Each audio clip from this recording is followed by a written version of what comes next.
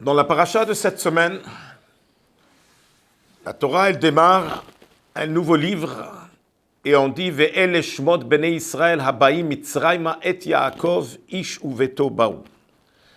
Voici les noms des Juifs qui sont en train d'arriver en Égypte. La grande question qui se pose, mais ils sont arrivés déjà en Égypte dans Parashat Vaïgash. Qu'est-ce que ça veut dire qu'ils sont... Il fallait dire, pas qu'ils sont en train d'arriver, il fallait dire Asher Baou, qui sont déjà arrivés. Aussi, pourquoi le passuk qui dit Ve'ele shemot bnei Yisrael habaim mitzrayma? Il parle de Israël. Alors il faut comprendre que le livre Bereshit, c'est le livre des patriarches. Comme c'est marqué dans Masechet Avodah Zarah que le livre Bereshit, il s'appelle Sefer HaYashar. On parle des patriarches qui s'appellent Yashar. Le livre Shemot, c'est le livre des enfants qui continuent le chemin de leurs ancêtres. Alors il nous dit, quand il s'agit d'arriver en Égypte, Israël, ça vient sur le mot Kisarita imelokim manashim vatuchal. Israël, il y a les lettres Li, Rosh, que nous, le peuple juif, on devient la tête Kvayachol de Hakadosh Baruch Hu. Parce que dans le juif, il y a une âme qui est une partie profonde de Dieu lui-même. Alors quand on parle de Israël, il n'y a pas de place à l'exil. Il n'y a pas de place à Mitzrayim, qui vient du mot Metzar ou Gvul, barrière et frontière. Parce que le juif, c'est quelqu'un il n'est pas soumis à aucune barrière. Et donc, voilà ce qu'il est en train de nous annoncer. Il dit oui, le juif, ça fait un moment qu'il est déjà en exil, mais il n'arrive pas, après tout un exil lent et la difficulté de l'exil, ce n'est pas une continuité d'un exil lent, c'est quelque chose de nouveau. Il n'arrive pas à s'habituer à l'exil. Et c'est considéré qu'il vient d'arriver en Égypte. Habaim Mitzrayma. Ça veut dire en d'autres mots,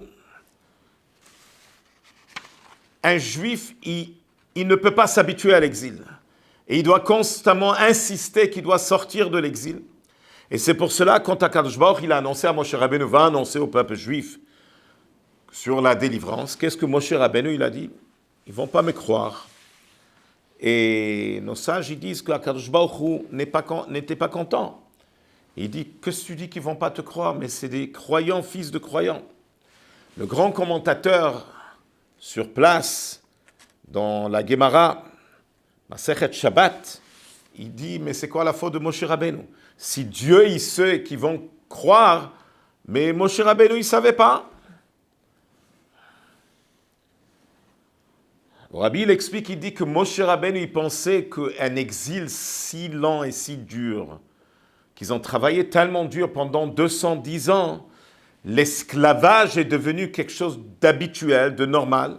Et quand il va entendre les paroles de Moshe Rabbeinu, Dieu est venu me voir. Et maintenant, Makpakot, Pakat, Yetrem, bien sûr qu'ils vont croire. Mais ça va être dire pour eux, pour absorber, pour que ça pénètre en eux cette annonce que la Géoula, elle arrive. Mais HaKadosh Baruch est en train d'expliquer à Moshe Rabbeinu que même après un long exil, les Juifs ne se sont pas habitués à l'exil. Et quand ils vont entendre Pakot, Pakati, Etrem, c'est sûr que Vesham ou les colères, c'est sûr que ça va pénétrer en eux. Donc la paracha de Shemot, elle a l'air une paracha très compliquée. Elle parle de l'esclavage, elle parle de ce moment dur, on parle qu'on a jeté les enfants dans le Nil, et même le décret sur les filles est encore pire, comme le Rabbi l'explique, quand Paro il a voulu que les filles restent vivantes, c'est-à-dire il voulait les assimiler. Une paracha compliquée de l'exil, mais en même temps on voit qu'Akadosh Baruch il fait des miracles, que chaque naissance d'une maman juive c'était 6 enfants à la fois, et que le libérateur du peuple juif est né à ce moment-là. Et donc c'est une paracha qui nous montre que même en exil, dans les moments les plus durs, les Juifs n'étaient pas soumis à la nature parce que les naissances étaient surnaturelles. Et c'est ce qui dit le pasuk, Vatimale haaretzotam.